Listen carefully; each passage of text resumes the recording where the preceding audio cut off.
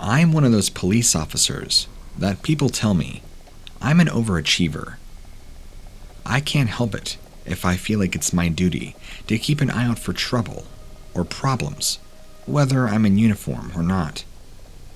Emergencies and crises do not like to keep a schedule, so I feel like I should always have a sense about me, like I'm always on duty.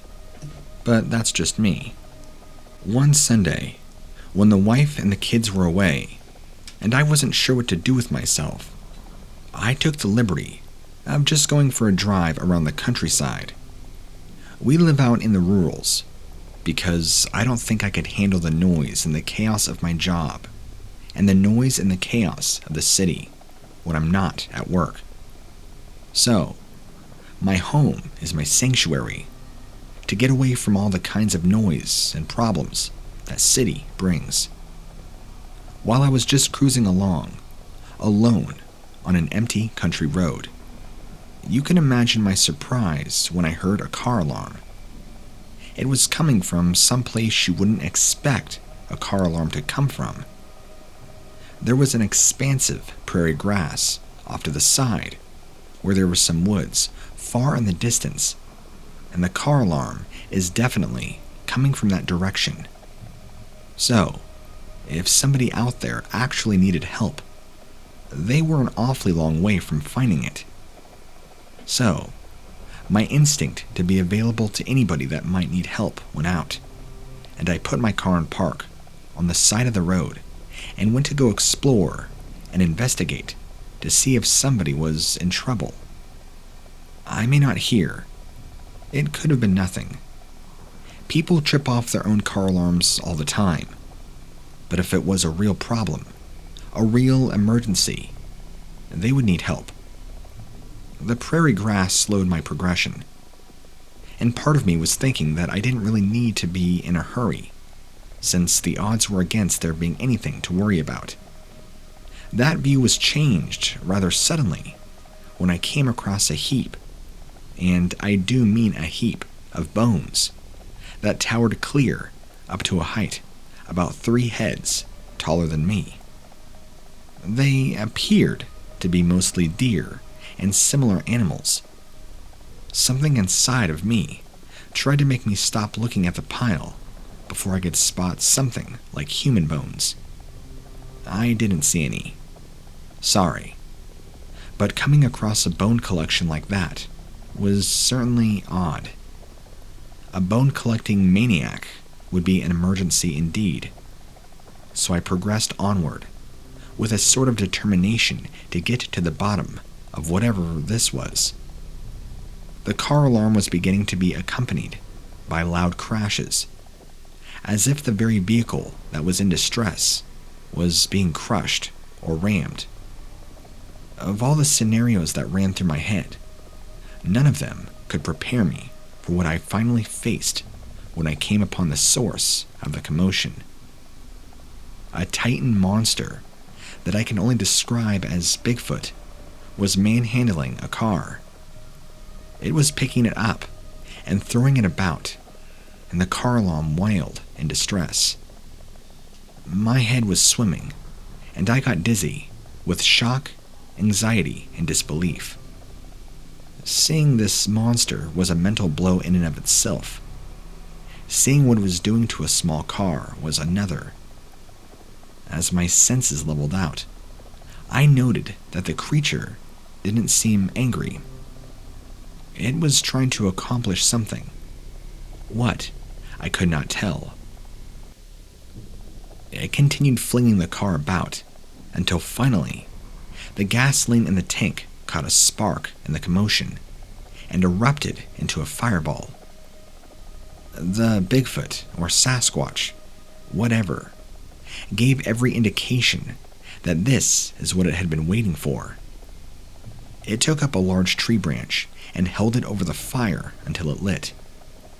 Then, it took the flaming branch over to the pile of bones that I had first encountered, and it got the dried bones to catch flame, and it became a literal bonfire. I don't know that I had ever before seen such a picture of self-satisfaction than I had in that Bigfoot. That fire was at its proudest achievement at that moment.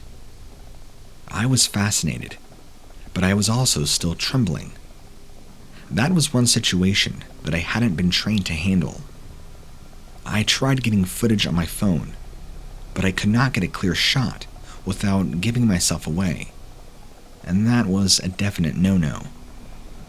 I debated on calling the matter in and seeing if there was a body to look for. After all, if there was a car, there had to be a driver. But my fear and apprehension won that day. Several times I've looked back and wondered if I should have shot at this thing. As big as it was, I doubt that bullets would have done much. And besides, I hadn't really seen it hurt anybody. I didn't see any human remains in its tiny little campsite. If this story makes it to broadcast, has anybody else out there seen these creatures use fire?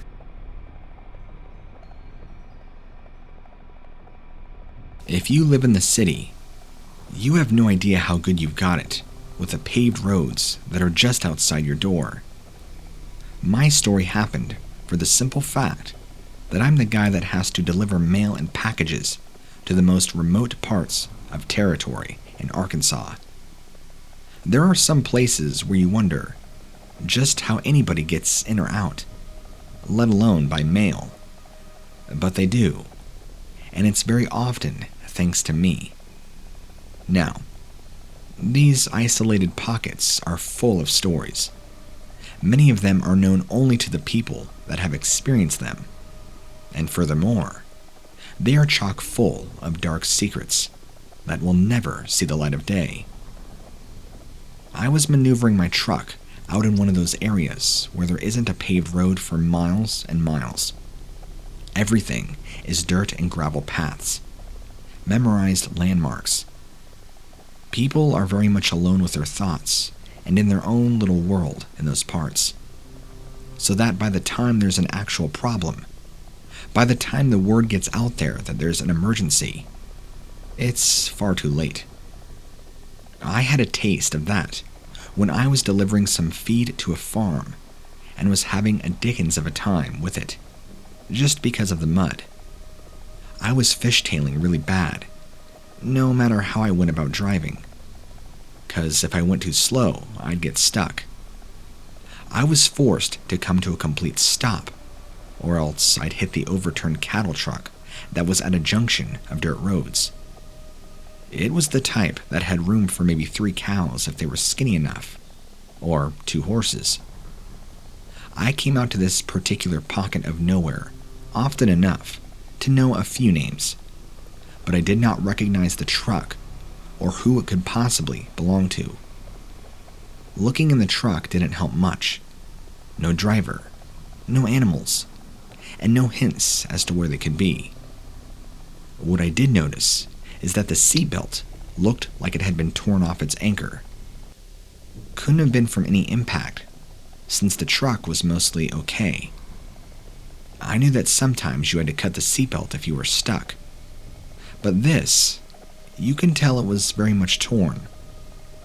While I was scratching my head over the whole thing, I heard a really bad cry, or wail, come from somewhere past the trees that hemmed in on the junction. I was no ambulance, but if I didn't look into whatever was making that holler, they might not get any help of any kind for a very long time. So, I steeled my nerves and went to see what was making the ruckus. That was the second time that I was forced to come to a complete halt. But it wasn't because of any obstacle in the path. Strewn about, all over the ground, were body parts of several cows. Legs, bones, ribs, all still with fresh meat attached. Either they had been blown up or torn up, but I couldn't think of what could do that other than a chainsaw. I could feel my heart in my mouth, and I was seriously beginning to question the wisdom of investigating any further.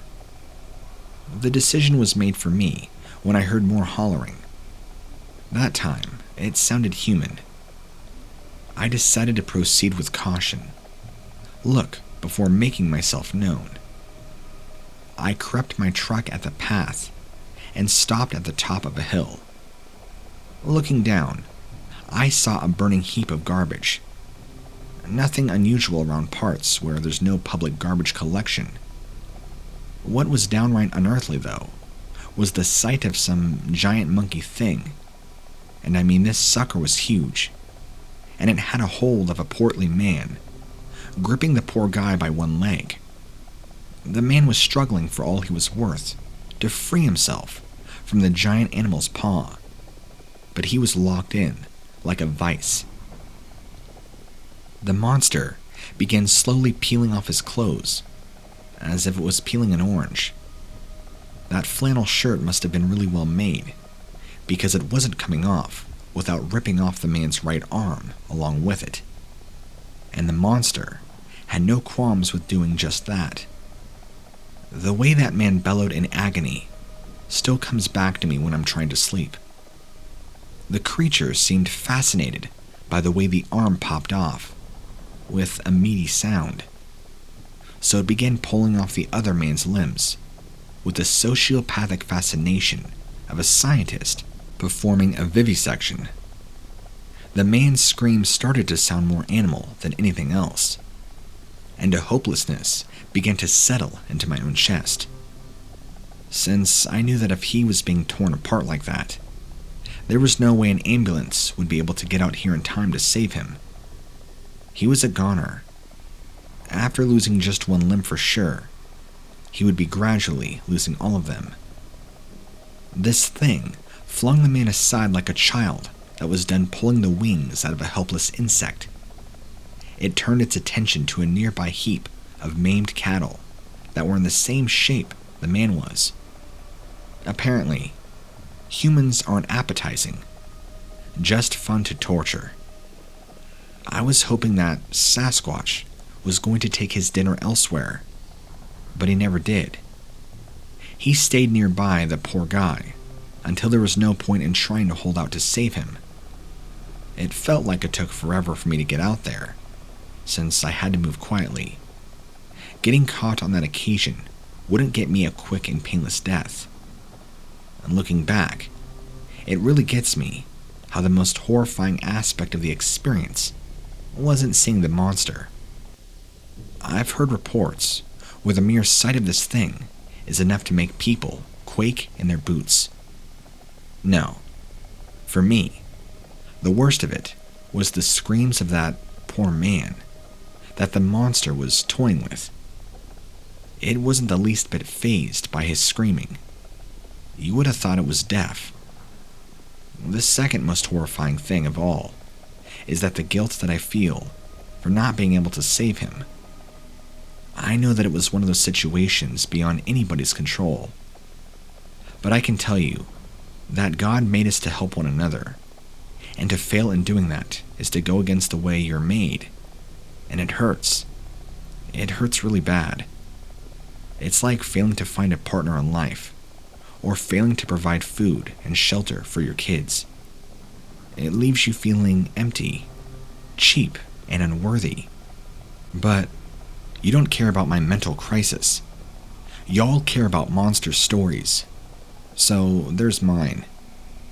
If any of you out there see one, don't trust them.